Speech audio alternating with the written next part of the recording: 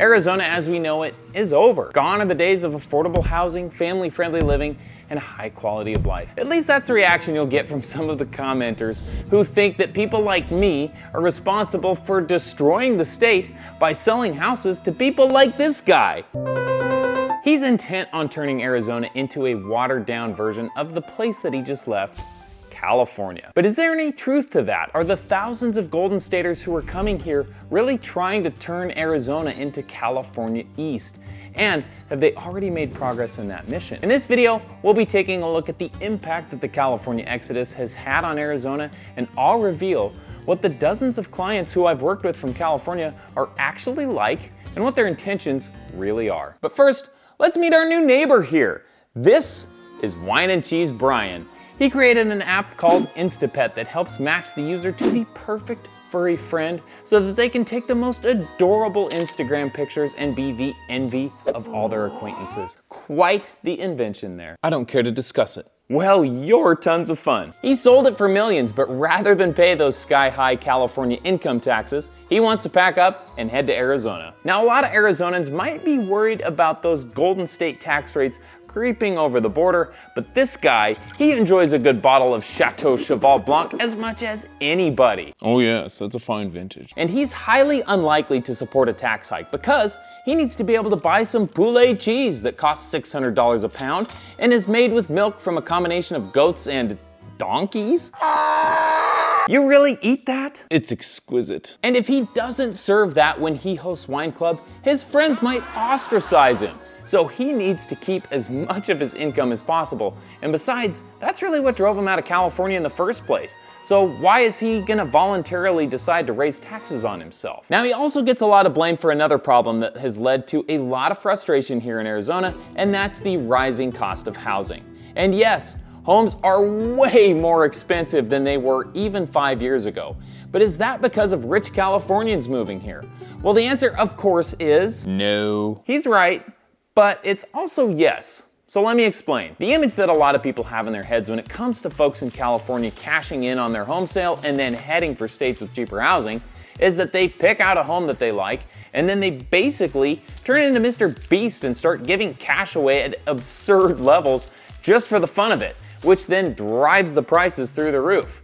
But that is completely detached from reality. I have 3 doctorates and an MBA. I'm not gonna do that. His lack of humility aside, he's right. Wealthy people didn't get that way by being wasteful with their finances.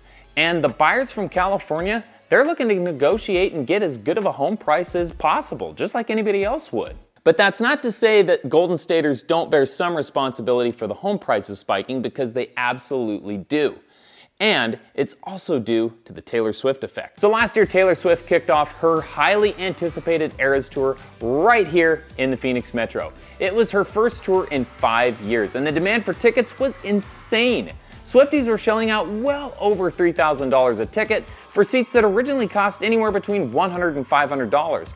There was even a poor dad in Massachusetts who coughed up over 21 grand to get his daughter in to see the show after he was forced to buy tickets at the last minute when he found out those original seats he bought, they were fake. Now this year we have another headliner coming to Phoenix in September, and these guys also have a super loyal following who are bursting with excitement to see them, and of course I'm talking about REO Speedwagon.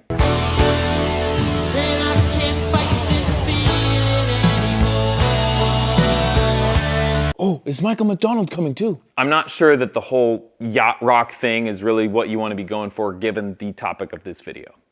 Simpleton. Okay, so if it's time for you to fly on down to the Talking Stick Resort Amphitheater where they'll be playing, you'll be able to scoop up a ticket for a measly $48 for general admission. Now, of course, there's one big reason why there's such a massive disparity in the price of these two shows. The demand. All the major acts like Taylor Swift and Adele fetch huge prices at the gate because they have so many fans who are dying to see them. And they're willing to pay those crazy prices because to them, it's worth it to see the show. And with a limited number of seats available, that's the only way they'll get to. If it was 1978, the Speedwagon would still be a pretty groovy show to go see, but as the band faded from the limelight, the demand dropped as well. Don't worry, REO Speedwagon. I'm gonna keep on loving you. From 2020 through early 2022, homes in Arizona and Phoenix in particular were extremely in demand. And yes, folks from California were a bit like the Swifties and were gobbling them up as fast as they could. That huge demand, coupled with the limited inventory of homes available, pushed the prices up dramatically. People who sold their homes in California for enormous profits were able to pay way over the asking price on a lot of the homes for sale, but it's not like they wanted to do that.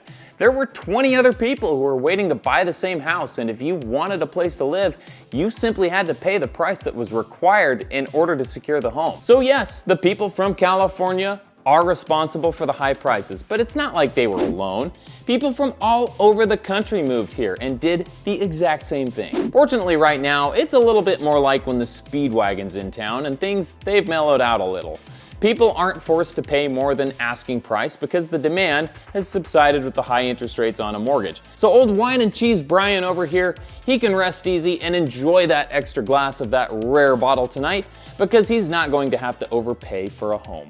I'm not so certain that this place suits me. I've heard that there's too many people like that fellow who have moved here. So...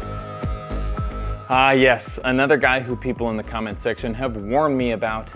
Anti-establishment Brian. You look like you just rolled out of a hot topic. You need to check your privilege, bro. Oh, Lord. So the big fear that Arizona natives have is that our nice family-friendly culture around the state will vanish if too many people like him come here and bring their general lack of decency with them. Goodness, what is that stench coming from you? The smell of your oppression? Maybe the people in the comments section were right about you. Some people will claim that crime here is on the rise and that homeless camps are everywhere now and that it's just not safe to live in Arizona anymore. And they think that's because California keeps sending us anti-establishment Brian over here.